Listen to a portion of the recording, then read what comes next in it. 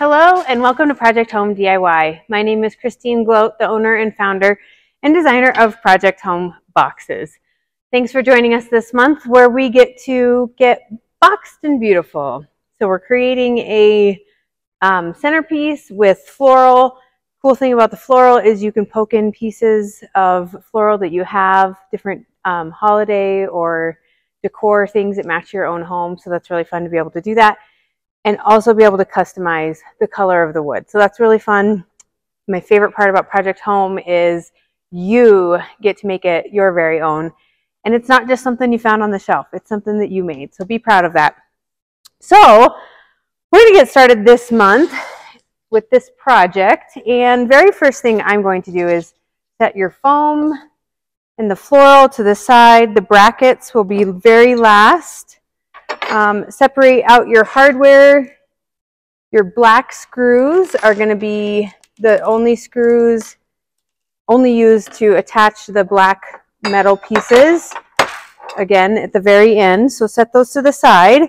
The box itself is assembled with 5 pieces, and the brass screws are going to be what we use to assemble those. So if I remember right, the outside of the boards, I designed these and then I have to wait quite a few months before they actually get to your doorsteps. And so once they're designed, I sometimes forget the little things and ideas that I put into place, but I think I got this one handled. So in order to assemble this, the Project Home DIY logo is going to be the bottom. Another sure tail way to tell which side of the board you put the screw in is this is an inset cut. It's been drilled out for you, so this screw will lay flat in there. So you know that your screw is going to go through there like that. Don't place them on the sides where there is no inset, because then your screws will not be flat unless you really force them in. But these inset cuts really make it nice for those screws to kind of sink down flat and perfect. So this is the underside of the box. The sides, you can tell they are the sides by the bottom has a pre-drilled hole that will match up with this hole on the bottom. So this piece goes over here and this piece goes over here. Same with the end pieces, the end caps. These holes are going to match up with the pre-drilled holes there. So that piece will go there like that. And this piece will go here like this. So when you're assembling this, just work one piece at a time, kind of set this out of your way. And then I'm just going to take these 2 pieces and work on placing this one right here for the very first one. So to start, sorry, I kind of have to do this sort of funky. I'm going to place that screw in there. I have to do it funky because so you can see it from your side. I'm going to get these screws started though in both of these holes. Screwdrivers provided, fits the screws just perfectly. So the tips of the screw are kind of just poking right through there, and line those up with those pre-drilled holes. Then you can kind of hold it together with one hand and just go ahead and screw that in.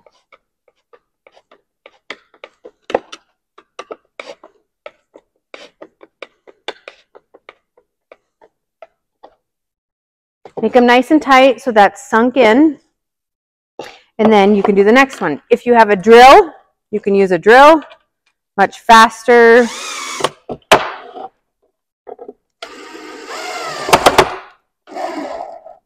Okay. And again, the sunk in holes allow your screws to sink right in. All right, so I'm going to go to the next side. Again, match up your holes. Put your screws in.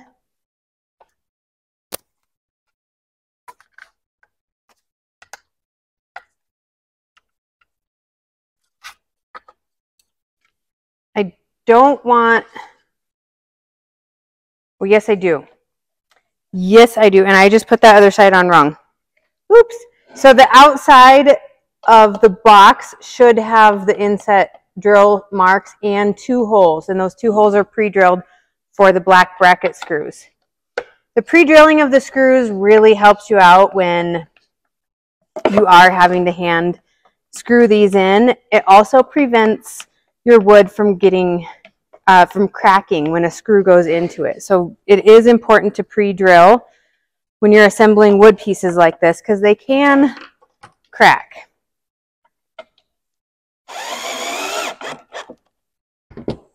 Okay, and now for the end pieces, they get screws in from both sides and the bottom.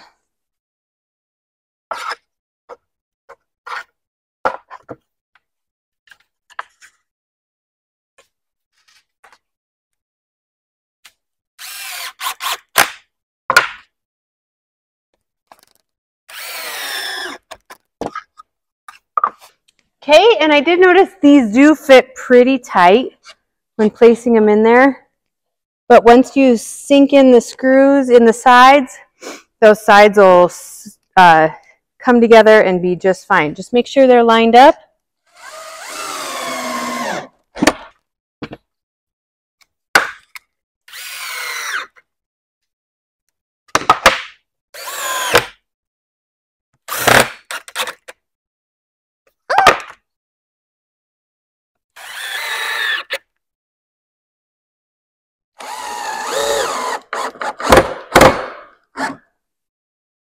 All right, it is assembled, all finished. So you might want to paint or stain first and then assemble your pieces. I chose to. Disclaimer, the audio died on the original recording. I will now be doing a voiceover of the remaining part of the video. I chose to assemble the box and then stain. So here I'm going to get ready for prepping for stain and make sure that you have some paper out to keep your surface clean. Any type of newspaper works just fine. For also with staining, if you don't have a stain, you can make a faux stain using any kind of latex paint. Just water it down and add and mix it up, and then you can also brush it on just like you do with any other stain. Before you begin staining, make sure that you sand all edges to get rid of any grain that is lifted up or from cutting. Just make sure it's smooth, and this will provide the best finish before sanding or painting.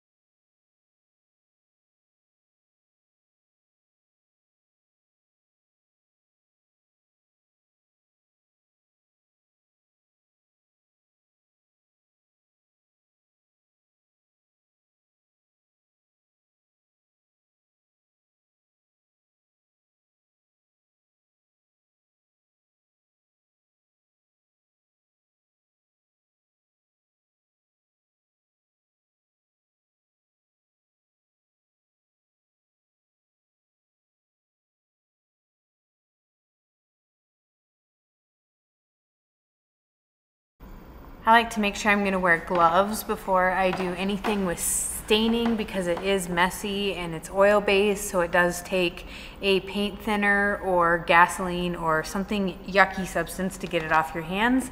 So make sure that you do wear gloves if you do stain. Shake up your stain container and all the pigments can settle to the bottom, so make sure that you shake it nice and good before opening it.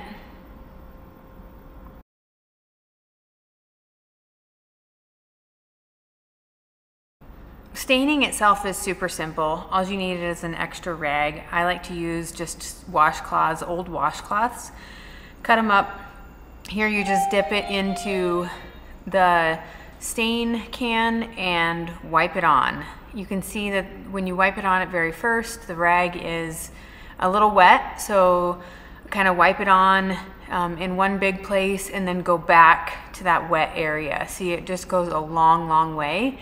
One whole side, one dip, like it will spread and go on nicely. The good thing about having your rag not so damp and wet with stain is you can go back over and wipe it down with the drier part of the rag, so that gets the real wet, oily spots off. This will help with drying time and just make it a much smoother, easier process.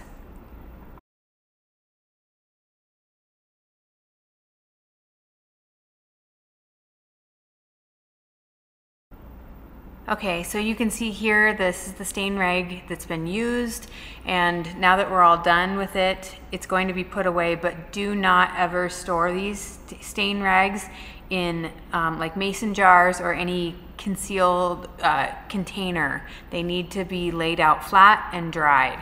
They are combustible and they can catch fire.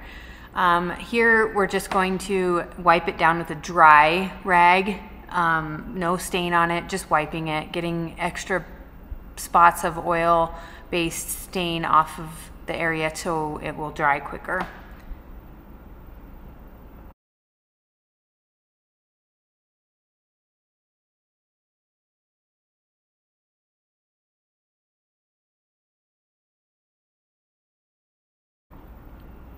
Okay, preparing for the brackets here. All you're going to need is the little tiny black screws that go with the brackets. You can place the brackets on. They will line up with the pre-drilled holes along the side, and they also line up to cover up the screws along the side. So the brackets are definitely a decorative piece, but then they also kind of complete the project in removing those screws on the side from placing the brass screws in to the side pieces.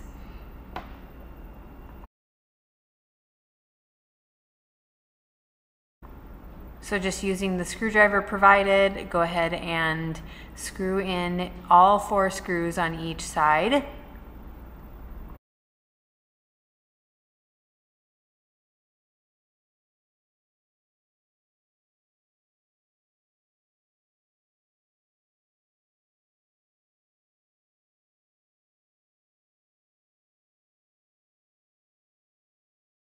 Okay, next we have to prepare for the foam, and as you can see, I was just as surprised as you are to find that this doesn't fit. When I designed the project, I gave the bottom piece of the wood measurements, which you can see it matches that nicely, but it clearly isn't the inside of the box measurements. So easy fix, just cut down the foam. So here I am marking where the foam doesn't fit on the side of the box, and I can see I got to cut off about 1/4 inch. This is kind of messy, so you might want to do it outside or have a vacuum handy to get those pieces of styrofoam cleaned up easily. But easy fix, cut both sides, or cut one side and one end, and it's about 1/4 inch off. Just break that off and it should be good to go.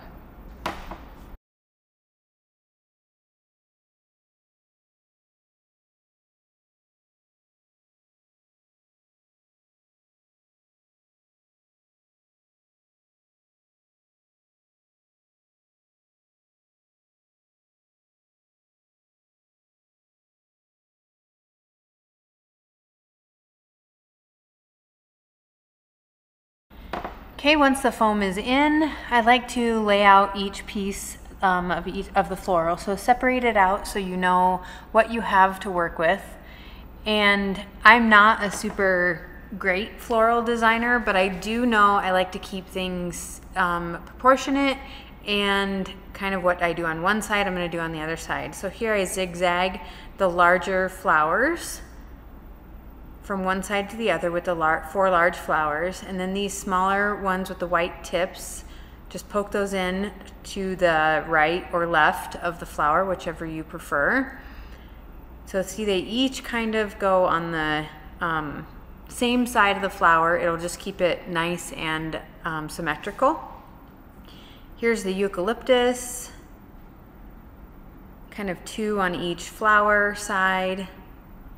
Placing those in, again, keeping it kind of symmetrical, but also keeping in mind of filling the area. So here I'm having to put in a few extras right here in the center, but just keep going with what you have with the eucalyptus and just what looks balanced. Last but not least is the lamb's ear. This is the best filler. It's got takes up a lot of space, so it's a good filler floral. Super easy though to make any of this just look good. If you want, you can also paint the styrofoam on the bottom. You shouldn't be seeing too much of it through. It does sit kind of deep, so there shouldn't be any coverage issues once you have all the pieces in. So just place those all so they just are balanced within the box.